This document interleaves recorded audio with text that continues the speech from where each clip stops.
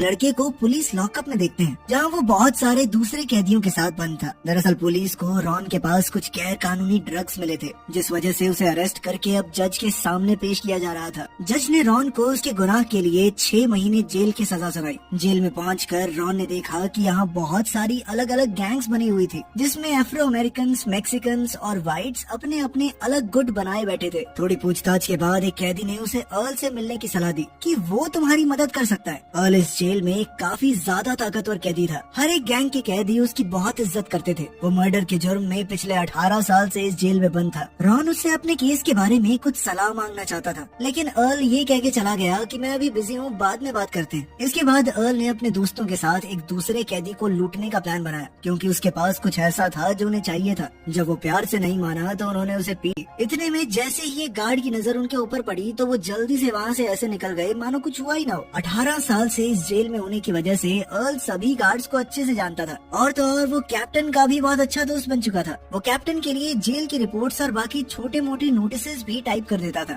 Ron के cell में उसके साथ एक ट्रांसजेंडर कैदी को डाला गया था, जिसने उसे बताया कि चिकना है तो लड़के थोड़ा बच के रहना, समझा? तुझे तो कच्चा चबा जाएंगे, खूंखार दरिंदे भरे पड़े इस जेल में। खैर उसी शाम अर्ल का एक दोस्त वीटो रॉन को साइको माइक नाम के कैदी से बात करते हुए देखता है। वीटो जानता था कि साइको माइक किस तरह का इंसान है, और उसने अर्ल को बताया कि रॉन पर जल्द ही एक अटैक होने वाला है। उधर रॉन का सेलमेट वो ट्रांसजेंडर कैदी भी रॉन को जल्द से जल्द एक तेज धार चाकू का इंतजाम करने को कहता है, ताकि रॉन खुद को बचा सके। अगले दिन रॉन ने जिम में अर्ल से पूछा कि उसे एक तीखा चाकू जैसा हथियार कैसे और कहां से मिल सकता है। साथ ही उसने अर्ल को साइको ने कहा कि देख तू कुछ महीनों के लिए आया है यहाँ पर, लड़ाई झगड़े में पड़ेगा तो तेरी सजा और बढ़ सकती है, समझा? जिसके बाद वो खुद अपने दोस्तों के साथ माइक से मिलने पहुंचा। उसने कह दिया कि वो नया लड़का रॉन मेरा रिश्तेदार है, और अगर उसे कुछ भी हुआ तो मैं बदला लेने आऊंगा। अर्ल इस जेल में हर एक गैंग के लोगों को जानता था। माइक ने सोचा कि एक नए लड़के के चक्कर में जेल के गॉड फादर से दुश्मनी महंगी पड़ सकती है, और वो तुरंत ही अर्ल की बात मानकर पीछे हट गया। अब जल्द ही रॉन भी अर्ल की गैंग के साथ ही घूमने लगा। एक दिन जब अर्ल की गैंग के 3 कैदी जेल के फर्स्ट फ्लोर पर छुपकर अपनी बनाई देसी शराब पी रहे थे, तो कुछ गार्ड्स को इस बात की भनक लग गई। लेकिन इससे पहले कि गार्ड्स कैदियों तक पहुंच पाते, रॉन ने पहले ही उन्हें आगाह कर दिया। लेकिन इतने में वो पूरी शराब को नहीं फेंक पाए, और गार्ड्स ने उनके साथ साथ रॉन को भी पकड़ लिया, जिसके बाद उन्हें सजा के तौर पर अलग अलग सेल्स में कैद कर दिया गया।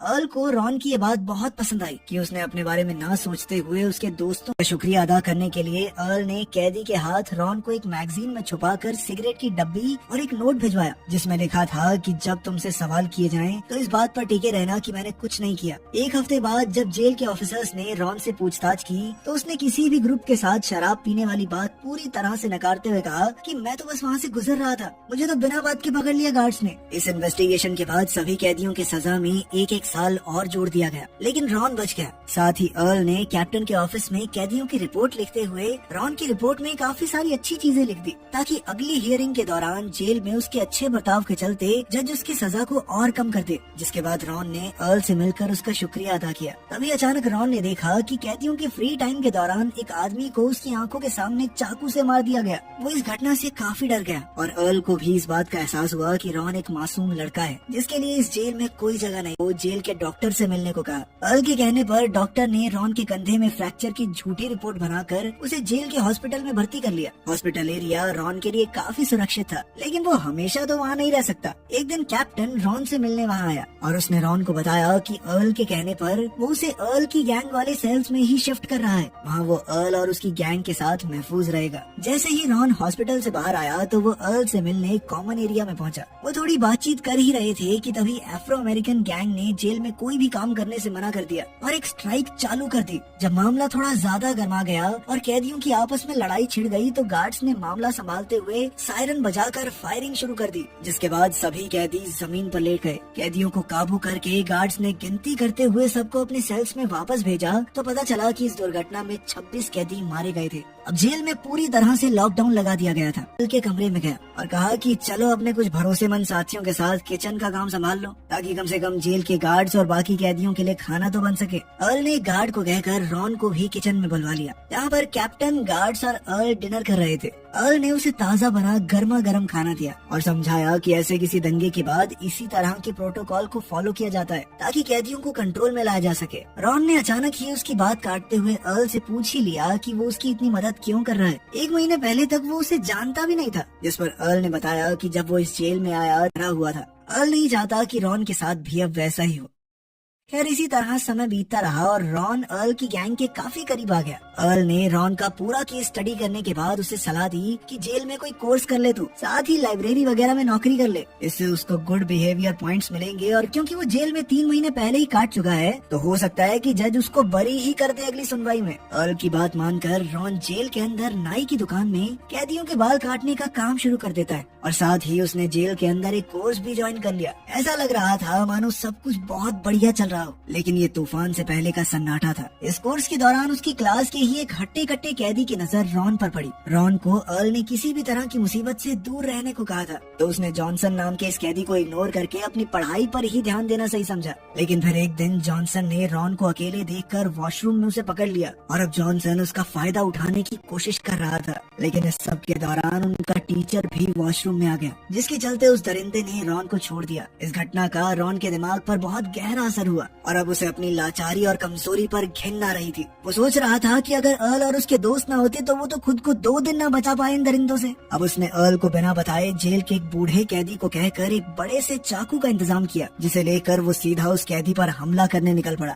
लेकिन उस बूढ़े कैदी ने अर्ल को बता दिया कि रॉन आज एक चाकू लेकर गया मेरे पास से। अर्ल जल्दी से उसके कमरे में पहुंचा और उसे समझाया कि देख, जो भी तेरे साथ हुआ गलत हुआ और बदले की आग जो तेरे अंदर जल रही है ना वो भी सही है, लेकिन अगर तूने उसके ऊपर हमला किया और गार्ड्स को भनक भी लग गई तो एक और केस लग जाएगा तेरे ऊपर। जेल में सड़ना चाहता है क्या तू हमेशा? हाँ। साथ ही उसने रॉन से वादा किया कि वो अपनी गैंग के साथ उस कैदी को सबक जरूर सिखाएगा। पर इस बार रॉन अपना बदला खुद लेना चाहता था। वो बिना अर्ल को बताए अपना चाकू लेकर उस आदमी के सेल में पहुंच गया। लेकिन जॉनसन को रॉन से बिल्कुल भी डर नहीं लगा। उधर रॉन को अपने कमरे में ना पाकर अर्ल भी जल्दी से वहाँ पहुँच गया और उसने जॉनसन को देखते ही कतवा था। उसने अर्ल का हाथ मरोड़कर उसे जेल की सलाखों पर दे मारा। इतने में पीछे से रॉन ने मौका देखकर जॉनसन की पीठ में चाकू घोंप दिया, जिसके बाद जॉनसन दर्द से करहाता हुआ जमीन पर गिर गया। अब तक वीटो के साथ साथ अर्ल के बाकी साथी भी वहाँ पहुँच चुके थे और वो जल्दी से रॉन और अर्ल को वहाँ से ले गए। अर्ल रॉन को उसके सेल में भेजने के बाद खुद कैप्टन के ऑफिस में आकर ऐसे बैठ गया मानो कुछ हुआ ही ना हो। उसका ये प्लान काम भी कर जाता, लेकिन बदकिस्मती से जॉनसन चाकू लगने के बावजूद जिंदा बच गया था और उसने गार्ड्स को रॉन और अर्ल का नाम दे दिया था। जिसके बाद एक कैदी के ऊपर जानलेवा हमला करने के जुर्म में उन दोनों को सॉलिटरी कंफाइनमेंट में डाल दिया गया। अब उन्हें सुनवाई तक अकेले अंधेरे कमरे में ही रहना होगा। लेकिन अर्ल हाथ पर हाथ धरे बैठने वाला नहीं था। उसने टॉयलेट सीट की ड्रेन पाइप से अपने साथियों तक मैसेज भेजा कि जॉनसन को ठिकाने लगा दो,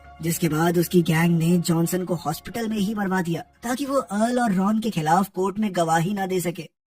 जॉनसन की मौत के बाद जेल के वार्डन और कुछ लॉयर्स ने अर्ल को मिलने के लिए बुलाया और कहा कि इस हमले में तुम्हारा पूरा हाथ था, इस बात को कबूल कर लो। लेकिन अर्ल ने कुछ भी ऐसा मानने से मना कर दिया, क्योंकि अब उनके इकलौते गवाह की तो मौत हो चुकी थी और सबूत कुछ था ही नहीं। खैर उसके जाने के बाद जेल का वार्डन अपने ऑफिसर्स से कहता है कि ये कैदी इस जेल में बहुत ज्यादा ताकतवर हो चुका है, जब चाहे जिसको चाहे मरवा रहा है। जज से कहकर इसकी सजा बढ़वाओ और किसी दूसरी जेल में शिफ्ट करो इसे, जहाँ इसकी इतनी चलती ना हो। साथ ही उन्होंने रॉन की रिपोर्ट में भी इस घटना का जिक्र कर दिया। उन्होंने जज से उसकी सजा बढ़ाने की भी मांग की, क्योंकि वार्डन के हिसाब से रॉन भी अर्ल की गैंग का एक खतरनाक मेंबर बन चुका था। खैर जल्द ही रॉन को उसकी अगली कोर्ट हियरिंग के लिए ले जाया गया, जहां जज ने वार्डन के रिकमेंडेशन पर उसकी सजा में 5 साल और जोड़ दिए। ये सजा सुनते ही रॉन भड़क उठा और उसने जज और अपने वकील को गालियां देनी शुरू कर दी, जिसके बाद पुलिस वाला उसे पकड़कर होल्डिंग सेल में वापस ले गया। वहाँ रॉन के पिता उससे मिलने आए और अपने बेटे की ऐसी हालत देखकर उन्होंने भावुक होकर कहा कि बेटा तू चिंता मत कर, मैं महंगे से महंगा वकील लेकर आऊंगा, पर तुझे जेल से छुड़ाए बगैर चैन से नहीं बैठूंगा। उसी शाम सॉल से मिलने के लिए पहुंचा और वो अपने साथ कुछ सिगरेट और एक बुरी खबर भी लाया था। असल में जेल के नए वार्डन और कुछ अफसरों ने अर्ल को इस जेल से ट्रांसफर करने का प्लान बना लिया था, क्योंकि जेल में इतने साल बिताने के बाद अब अर्ल का नेटवर्क इस जेल में बहुत ही ज्यादा ताकतवर हो गया था और वो अब सबके लिए बहुत बड़ा खतरा बन चुका था।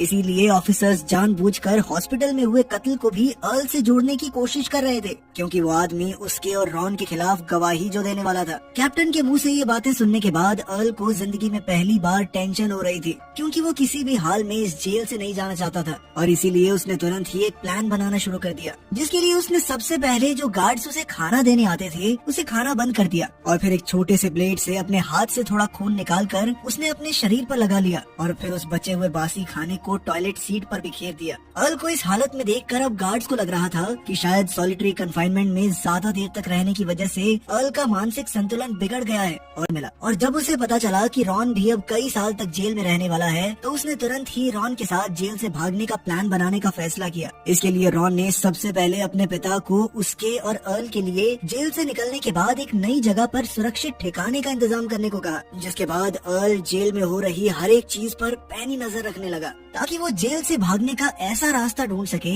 जिसमें पकड़े जाने की कोई संभावना ही न हो। इसी दौरान एक दिन वो दोनों नहाते वक्त अपना प्लान डिस्कस कर रहे थे कि तभी एक पागल कैदी ने वहाँ आकर जोर जोर से गाने गाना शुरू कर दिया और जब अर्ल ने उसे रोकने की कोशिश की तो उस आदमी ने अचानक से एक टूथब्रश से बने हुए हथियार से अर्ल और रॉन पर हमला कर दिया। इस हमले में अर्ल की छाती पर और रॉन के चेहरे पर चोट आई और इसीलिए उन दोनों को जेल हॉस्पिटल में भेज दिया गया। यह हमला एक अफ्रो अमेरिकन कैदी ने किया था, इसीलिए अब सभी व्हाइट कैदी किसी भी हाल में इसका बदला लेना चाहते थे और जेल में चारों तरफ काफी गंभीर माहौल बना हुआ था। पर तभी एक दिन अफ्रो अमेरिकन गैंग का एक लीडर अर्ल से मिलने के लिए सीधा हॉस्पिटल में पहुंच गया। उसने अर्ल को बताया कि असल में उस पर हमला करने वाला वो आदमी दिमागी तौर पर ठीक नहीं है और ये काम उसने सिर्फ अपने पागलपन के चलते किया है और अब वो चाहता था कि अर्ल व्हाइट गैंग के मेंबर्स को बोल दे कि वो बिना बात के दंगे ना भड़काएं, क्योंकि नुकसान तो फिर कैदियों का ही होना है। अफ्रो अमेरिकन गैंग में भी सभी लोग अर्ल की बहुत इज्जत करते थे और उस लीडर ने अर्ल को भरोसा दिलाया कि हम उस आदमी को खुद ब खुद सजा देने को तैयार हैं। इधर अर्ल भी नहीं चाहता था कि बिना बात के जेल में लड़ाई भड़क जाए, को कोई भी कार्रवाई ना करने को कहा। इसके बाद अफ्रो अमेरिकन गैंग के एक खतरनाक आदमी ने उस हमलावर को मारकर जेल के गार्बेज ट्रक में फेंक दिया ताकि उसकी लाश गार्बेज ट्रक में ही क्रश होकर जेल से बाहर निकल जाए। पर जैसे ही ये बात अर्ल को पता चली तो उसके दिमाग में तुरंत जेल से बाहर निकलने का एक प्लान चलने लग गया, जिसके बाद उसने रॉन को बताया कि गार्बेज ट्रक हर रोज जेल में आता जाता है पर इसके अंदर से कभी जांच नहीं की जाती क्योंकि ड्राइवर हमेशा कूड़े को अंदर ही क्रश कर देते हैं और इसी डर की वजह से आज तक किसी ने उसके अंदर घुसने की कोशिश तक नहीं की। पर अगर वो कुचले गए बिना अंदर छुपने में कामयाब हो गए तो उनके सामने उनकी आजादी बाहें फैलाकर खड़ी थी। ये काम बहुत खतरनाक था और इसीलिए अर्ल ने अपने सबसे पुराने साथियों से मदद मांगी और उन लोगों ने पूरा प्लान सुनने के बाद गार्बेज ट्रक के कर्मचारियों को रिश्वत देकर इस काम के लिए मना लिया। उधर किचन में काम कर रहे कैदियों ने उन दोनों के लिए 2 बड़े सरियों का इंतजाम किया जो कि उनके हिसाब से इतने ताकतवर थे कि वो क्रशर को रोक सके, क्योंकि उन्हीं की मदद से उन्हें ट्रक के अंदर घुसने के बाद क्रशर को रोकना था वरना उनकी हड्डी पसली एक हो जाएगी। सारी तैयारियां खत्म करने के बाद अब अर्ल और रॉन जेल से भागने के लिए तैयार थे। एक रात पहले अर्ल अपने सभी खास साथियों के साथ एक आखिरी बार बैठा और उन सभी को अलविदा कह दिया, क्योंकि अब 18 साल के बाद अगली सुबह वो यहाँ से भागने वाला था। खैर अब अगली सुबह अपने कमरों से बाहर निकलते ही रॉन और अर्ल चुपके से किचन में घुस गए, जहाँ कुछ कैदियों ने उन दोनों की गार्ड से छुपने में मदद की, जिसके चलते वो लोग गार्बेज बैग और उन सरियों को लेकर सीधा गार्बेज ट्रक के पास पहुँच गए, जहाँ गार्ड्स की नजर से बचते हुए रॉन सीधा ट्रक के अंदर कूद गया। पर जैसे ही अर्ल की बारी आई तभी अचानक एक गार्ड वहाँ पहुँच गया, जिसके चलते अर्ल चाहकर भी उस ट्रक के अंदर नहीं कूद पाया। अब तो गार्ड ने दरवाजा भी बंद कर दिया और फिर वहीं खड़ा होकर ट्रक वाले से बातें करने लगा। ठीक उसी समय ट्रक के अंदर मौजूद रॉन ने उस सरिये को क्रशर के बीच में अटकाकर अपनी जान बचा ली। कुछ देर बाद वो ट्रक किचन एरिया से निकलकर गेट पर पहुंच गया, जहाँ रूटीन चेकिंग के दौरान किसी भी गार्ड का ध्यान अंदर मौजूद रॉन पर नहीं गया। उन्होंने रोका और उसे वहाँ से भेज दिया। इस वक्त अर्ल पूरी शिद्दत से ये प्रार्थना कर रहा था कि काश ये ट्रक गेट से बाहर निकलने में कामयाब हो जाए, क्योंकि वो सच में रॉन के लिए काफी खुश था और आखिरकार उनका प्लान कामयाब भी हो गया, बस उसके बिना। इसके बाद अर्ल जाकर वीटो से मिला और जब उसने वीटो को अपनी नाकामयाबी के बारे में बताया तो वीटो का कहना था कि भाई जेल से बाहर जाके तू करेगा भी क्या, सब जानते हैं कि जेलर का तो बस नाम है, इस जेल को चलाता तो तू है, राजा है तू यहाँ का, और तू चला गया तो इस जेल में मजा भी कहाँ आएगा मेरे दोस्त। वीटो की ये बात सुनकर अर्ल भी मंद मंद मुस्कुरा दिया।